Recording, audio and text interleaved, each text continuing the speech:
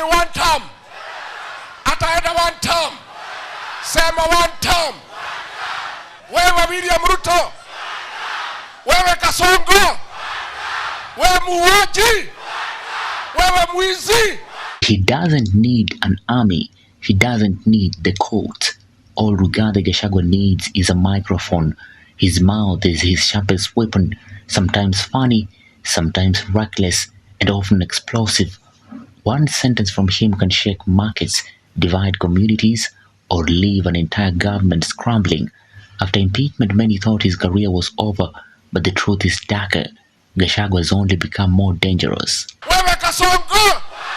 Harambee! Aende asiende! Githurai oye! Githurai oye! Githurai oye! Jensi mpo! Jensi mpo!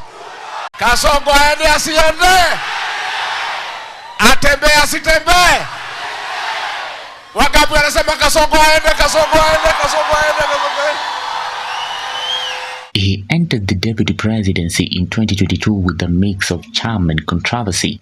Quickly branded as Riggy G, he was earthy, humorous, and unapologetically blunt, a leader who spoke like the villagers he claimed to represent. And when Parliament impeached him in 2024, it wasn't the end, it was a rebirth. Today, Rigathi Gachagua speaks not as former deputy president, but as a free political force. He openly says he wants to be president, but many believe his real strength lies in his 5 million vote basket, enough to make him kingmaker, if not king.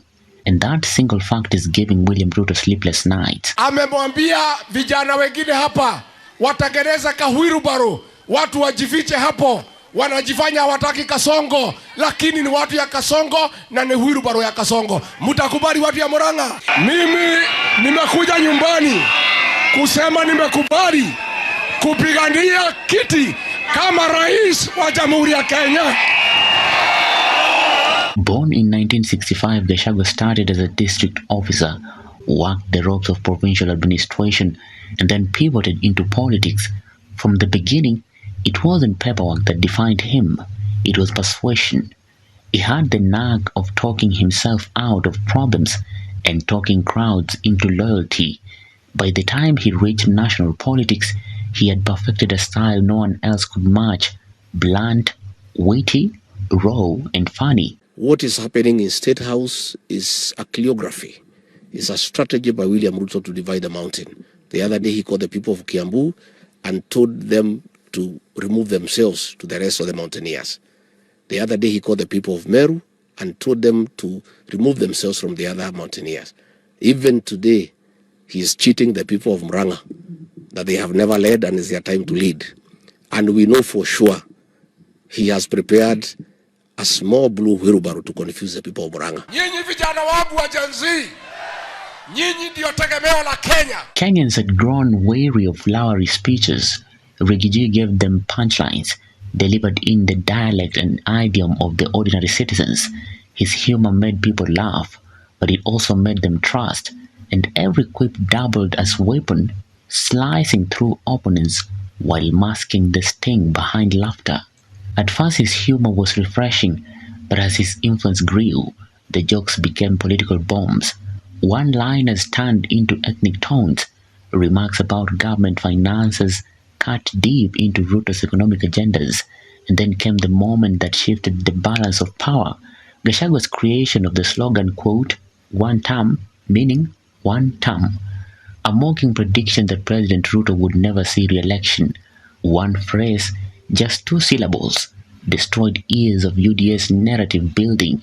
It spread on TikTok, in matatus, in markets. Suddenly, Ruto's presidency was not spoken of in decades, but in a countdown. PS anaitwa Nixon Koril ndio mwenye kusema pale. Siku alikuwa ministry ya maji, Kasongo alikuwa amemwadikia mtu anaitwa Rono. Ndio alikuwa anatawala huyu mama wetu. Alice Wahome, mama wa heshima, ametumika vibaya vile mimi nilitumika vibaya. Na vile ametumia sisi yote vibaya. Nemokora kati mokora. But one term didn't remain only Gachagua's. A new force emerged. The Kenya Moja movement, made up of Edwin Sifuna, Babu Owino, Wamuchombe and Caleb Mbisi, They too embraced one term, though the motives remain contested. Are they using it to steal momentum from the united opposition, Gachagua, Matiang'i, Karua, Kalonzo Musyoka, Muturi and others, or is Kenya Moja suspected by many to be a joint creation of Raila and Ruto, a political decoy designed to dilute Gachagua's narrative? Whether genuine or borrowed, one term has become the most powerful political slogan in Kenya today, so powerful in fact that it has forced Ruto to respond with his own two-term to mean two-term. But unlike one term, two-term has landed weak, sounding more like a defensive echo than a rallying cry. Nilikuja jana nyumbani kutafuta baraka kwa sababu when I went to the US for 6 weeks I came back. Kenyans told me, looking around, we need change in this country. We need change through the ballot. We need a new leader for this country. And looking around and analyzing the situation, tukiangalia wewe ndio uko na nguvu ya kutoa hii jamaa aende nyumbani. This battle of slogans reveal why Gachagua's mouth is so dangerous. 1. Disarming bluntness. He says what ordinary people think but no politician dares to admit. 2. Provocative framing. He paints rivals as greedy elite while positioning himself as the village defender. 3. Amplification. His soundbites are short, sharp, and meme-ready. Social media multiplies his reach in seconds. This is why he's more dangerous after impeachment. Stripped of office, he is no longer bound by state house etiquette. He speaks freely, and every word rattles Ruto's government. With one term on his lips and a growing movement around him, even Ruto's attempt at two-term feels like a sign of weakness. Na nyinyi ndio mtaokoa Kenya. Nyinyi ndio mtasaidia wa Kenya kufukuza Kasongo aende nyumbani. Unlike other impeached leaders, Gachagua didn't fade. He doubled his relevance. Impeachment made him look like a victim of political persecution, and in Kenya, victimhood is fuel. Crowds rally behind the man who was silenced by the system. Now he uses that fuel to protect himself as either the next president or the one who will decide who becomes president.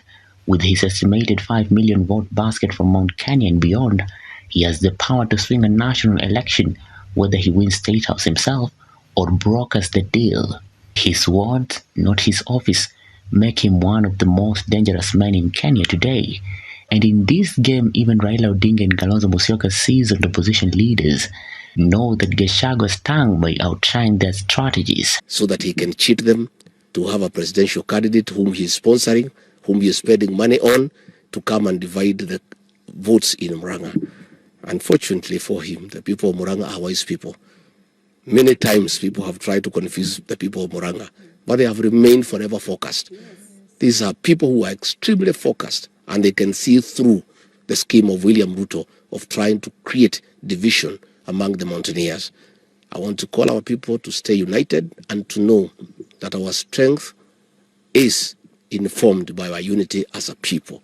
Let our people stay focused. Let our people not be swayed by small money and by bribes that are taking place in Kenya. For William Ruto, Gachagua is the political headache that won't go away.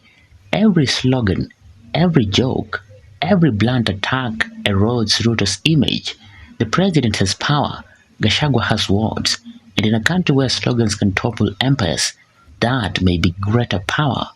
The one-term versus two-term war proves it. What started as a casual phrase has turned into Kenyan's political drumbeat.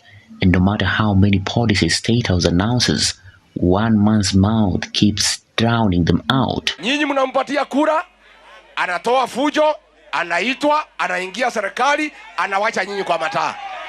Sasa mimi nimefukuza Ruto pale kwa mlima. Nimefunga mlima, kifunguo iko hapa kwa gari. So here lies the paradox. Rigathi Gachagua, once the deputy dismissed as comic relief, has become the man who might shape Kenya's future with nothing but a microphone. To his supporters, he is the voice of truth. To his rivals, he is a political arsonist. The funny but deadly side of Gachagua is this: he doesn't just make Kenyans laugh, he makes presidents tremble. He doesn't need soldiers, he doesn't need the cause. All he needs is one mic check, and the whole nation listens. Share your thoughts in the comment section below. For Maisha TV, I'm William Juma.